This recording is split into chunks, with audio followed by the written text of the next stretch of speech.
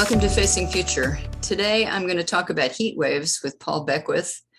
They're becoming more frequent around the world, and at the moment, India is on everyone's mind with very high temperatures that have already started ahead of the normal heating season. Paul, what causes a heat wave? Well, the heat waves are, it all comes back to the jet streams. So the jet streams sort of undulate in these waves, which circumvent the planet. And because the pole, the Arctic in particular, is warming so much faster than the rest of the planet, it lowers the temperature difference to the equator. And that temperature difference determines the strength of the jet stream. So because it's lowered, it's reduced, the jet streams slow down and become wavier in the north-south direction. And also they tend to become more stuck in place. Because they're wavier, they become locked in place, sometimes pegged against the mountain because of mountain ranges or other topography on the surface of the Earth. So in the ridge of the jet stream, think of the jet stream as a wall separating cold, dry Arctic air from warmer, humid, more southerly air. So in that ridge or crest of the wave, it can go very, very far up north. It can go right up to the Arctic, the North Pole, in fact. So there's a passageway up right underneath that ridge for warm, humid air to come up from the south. And if the wave gets stuck in place, you can get this dome of heat. They also call it a heat dome underneath this ridge, and that can persist for a long, long time and cause a heat wave to begin. So it's high pressure in the upper atmosphere that's pressing down and holding that heat onto the surface? Yes, that's right. It's you get a high pressure area underneath that dome, and you get the heat sort of trapped there. Once it begins and the soils dry out, everything underneath dries out, and there's also you get kind of a meteorologists call it a blocking pattern in the weather system, that a block, and the heat's just trapped there, and you can get long duration heat waves. On the other side of the coin, there is a trough associated with that very sharp ridge and heat dome, and that trough will extend far south, and you get unsettled weather. You get a pressure drop in that region, low pressure region, and you can get very unusual quantities of storms and rainfall in that trough. So the perfect example, the classic example that I like to use is the 2010 dome over Russia, which caused a heat wave, which reduced their grain crops by 40%. That is directly associated with an ongoing trough that was over Pakistan. So Pakistan had huge amounts of rainfall while the heat wave was going on in Moscow. And, that flooded about 3/4 of the country. Yeah, I understand that also about 56,000 people died in Russia as a result of that heat wave.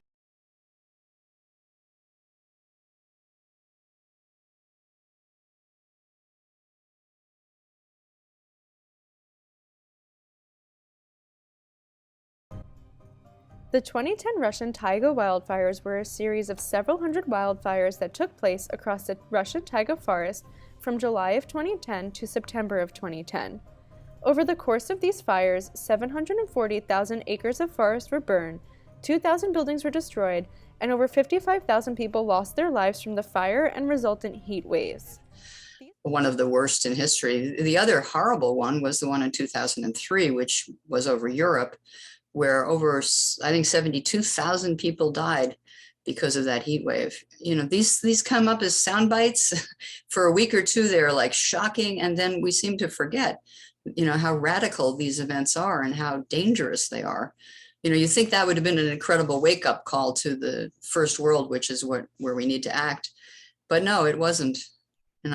shockingly. Yeah, it's sort of like, you know, you hear about the floods going on in many different places, and you know, they do cause some deaths if they're sudden, but people do have time generally to, you know, get out of, you know, the water starts to rise and rise and rise, and you get out of, you abandon the area.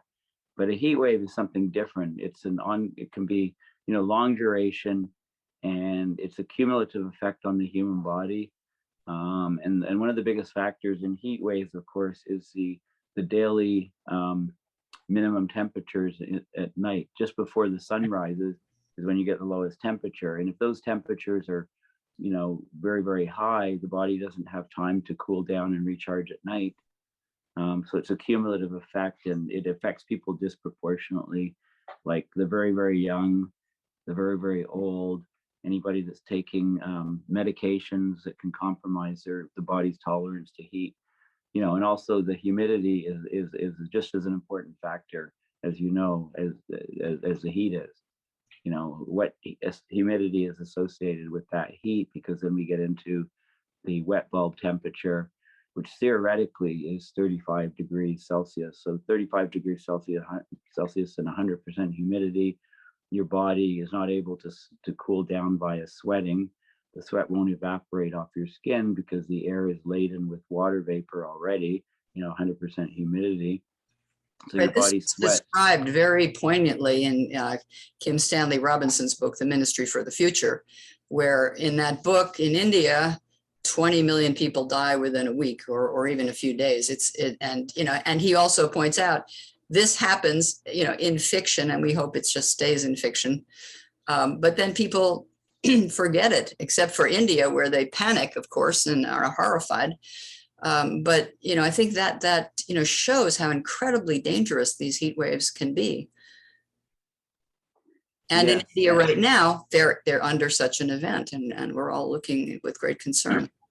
yes, and also very concerning is the fact that that 35 degrees Celsius, 100% humidity, is a theoretical number Mhm. based on the human body temperature, which is 98.6. The core body temperature is, you know, that 98.6 Fahrenheit or 37 Celsius is what we you know, we're taught as kids to, you know, we kind of memorize that that's the temperature inside the human body. And the skin is a few degrees Celsius cooler, maybe 35 Celsius. And that's where that theoretical number comes in, 35, because that's the skin temperature. And when you're hot and sweating, the water from the sweat goes onto your skin, and normally it will evaporate, cooling the body.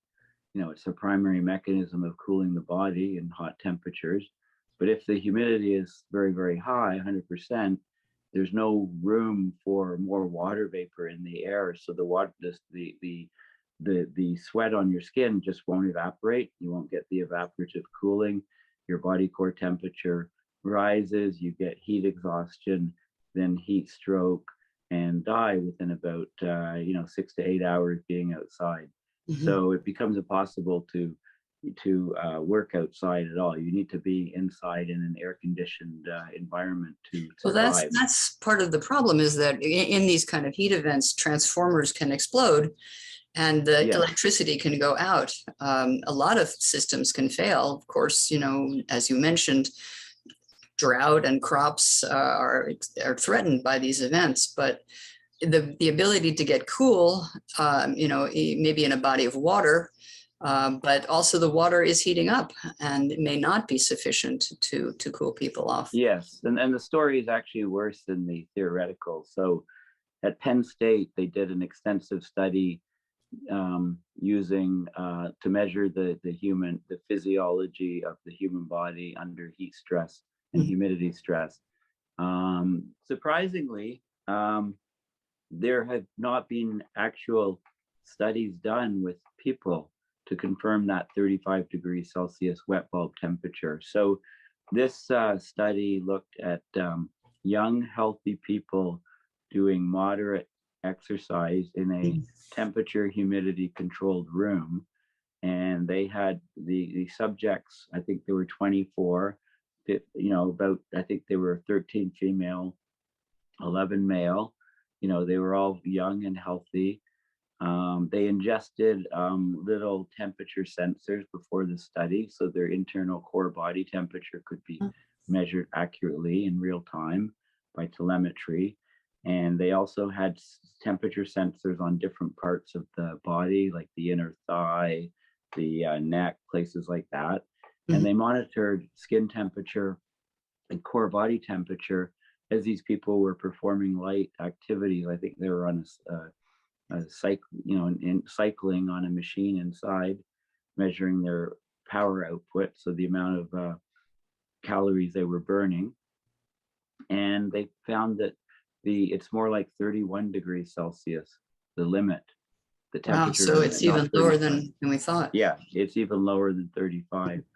And they also found out, this is the young, healthy people in their prime.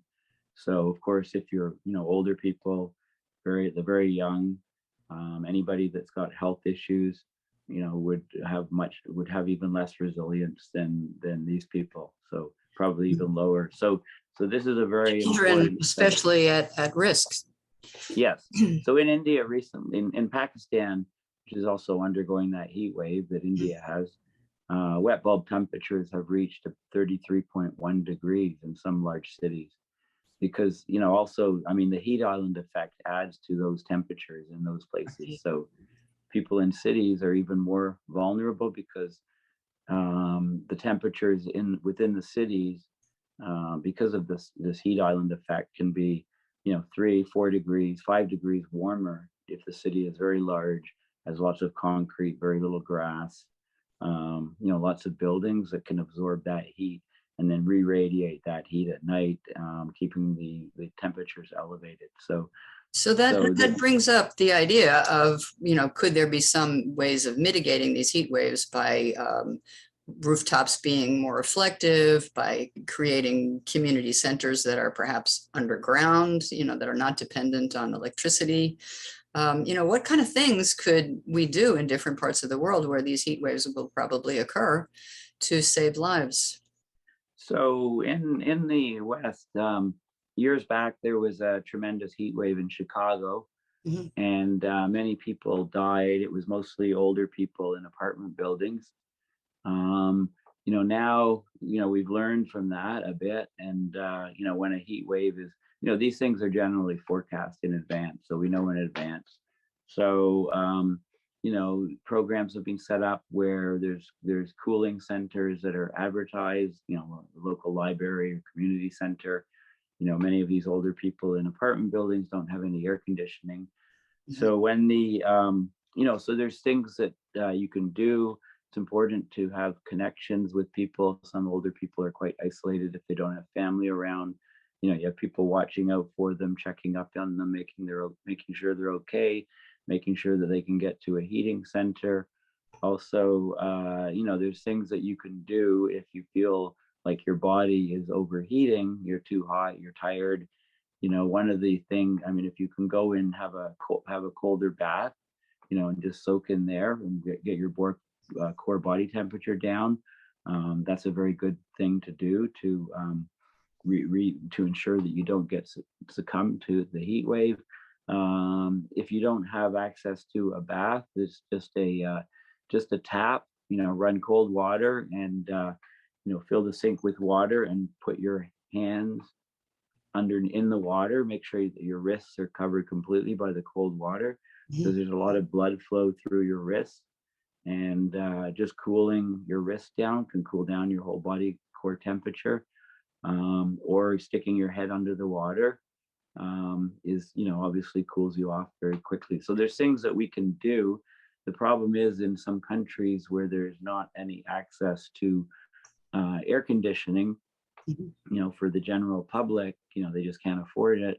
Or I think in the Kim Stanley Robinson book, there were power outages, so the people that did have air conditioner in cities did not have access to it for days, and that caused the huge mortality. Right. Well, it is true that the transformers can cook and cause power outages during these events. Also, water pipes can break in the course of that heat, I understand. So, maybe it's a good idea to always have some water around in case of any Yes. kind of emergency. It's a good idea to have a couple of quarts of water or whatever gallons of water available to you in case of something happening, especially if you live, say, in an apartment building where the water has to pump up to you. Yes. So, Yes, low water. And yeah, the transformers, they go into what's called the thermal runaway. As they heat up from the external temperature, when a conductor, when an electrical component heats up, the resistance increases proportionately. And when the resistance increases, any current flowing through will then cause more heating of the device. And it can get into, a cycle where you get sort of feedbacks and you get this thermal runaway, and then the transformer just cooks or bakes or explodes, right? So this is a very common problem with the electrical grid. So it's important people have access to cooling centers where there's backup generators to ensure that the air conditioning keeps running. If power is from nuclear plants, there can also be a problem because the river level can drop. Many of them are on rivers or bodies of water because they extract the water to cool the system and then return the water at higher temperatures back to the river or ocean or lake. And in a heat wave, the water levels can drop precipitously. We've seen that. Look at Lake Mead and other places like that. The river heats up, and then if it goes above a certain temperature, that water is not sufficient to cool the reactor, so they then need to shut down the reactor.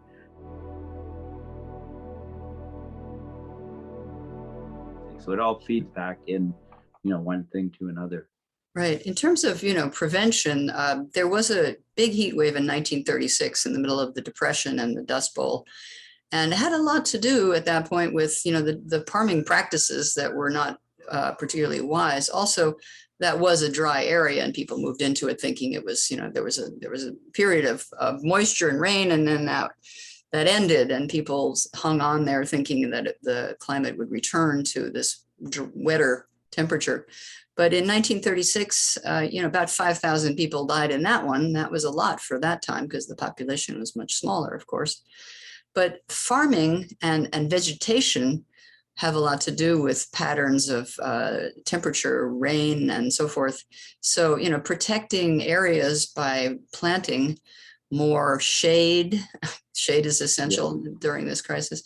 These are all things that cities and any local area can think about. What is our vegetation? Do we have protection from natural systems? Yes, and the people in Sioux City just last week had a taste of what that Dust Bowl was like, because there was a very large storm system, sort of a linear line of storms, often called the derecho, which moved across and brought winds exceeding 100 miles an hour to many places along, a couple 100 miles or longer storm front.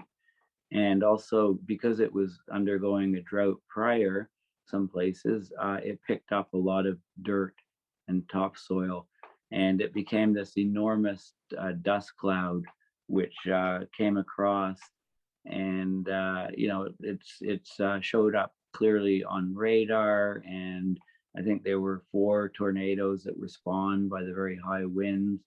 But the dust cloud, it's more reminiscent of something that you'd see in the Middle East, or back in the 30s in the Dust Bowl, huge clouds of dust, huge volumes of dirt that were carried and dropped over the city. And all of the lights are on photoelectric sensors. All of the street lights came on, the automatic lights all came on because it became pitch black in the city while that it's often called a haboob, HABOOB, and the other term derecho, DERECHO.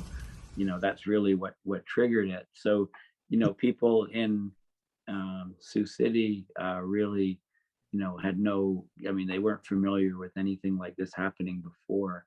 So it was very frightening to many people. And of course, after it passed, there was a layer of dust and dirt over everything. So they had a taste of that. This was widespread and common during the Dust Bowl, and gave it its name, of course. I mean, houses would be almost buried in Yeah, dirt and dust yeah, from these frequent storms. So, once the soil is so dried out and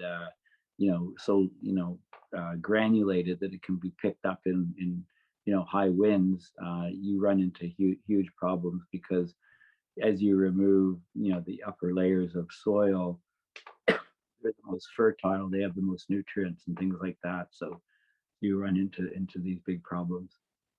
yeah. We're the crisis of the soil is, of course, an enormous one. And, the things that we do now, using a lot of water to give it to cows and animals in order to produce meat is a really big disaster that we need to really address. Draining our aquifers in order to grow feed for animals is a big mistake. And hopefully, people can begin to understand that more and more as the climate change worsens. In 1936, it wasn't until the dust got to Washington, D.C., and they were hit by the actual dust that they began to say, oh, we better have different farming practices. Some of that wisdom has been lost over time. But we need to reinstate certain understandings about, the soil, the so critical resource that we have, and the water. We need to maintain those if we're to prevent some of these really disastrous climate events like heat waves. Yeah, it's sort of amazing that it took this was going on all through the West and Southwest, these dust storms, and yet Washington did very little or nothing. And it takes one of these to actually reach Washington, impact them directly when they actually wake up and decide they have to do something. This is a problem with, human nature and, climate change now. If you're not affected directly, if things aren't happening in your backyard, you can ignore them, sort of push them out of mind. But, once the trees start dying in your backyard, and you start getting the, torrential rains and flooding in your city and your house, that's really a wake up call to people. But, it shouldn't have to be that way. We should be able to, if you're politicians, you should be able to, be concerned and take strong action against climate change before it reaches your city and directly affects your house or your community. Absolutely. That's Well, the way human psychology is, right? We tend to right. downplay, and belittle what's happening to other people because it's not happening to us. Right. Well, that's the gross inequality in the world. But, this is the decade, the 2020s, where we could still take mitigating action and prevent the worst of the catastrophe. The time is absolutely upon us. And if we don't act now, things will get much, much worse for everyone. Paul, it's been great to talk to you today, and I really appreciate your wisdom and understanding of these heat waves. Well, thank you. It's been a pleasure.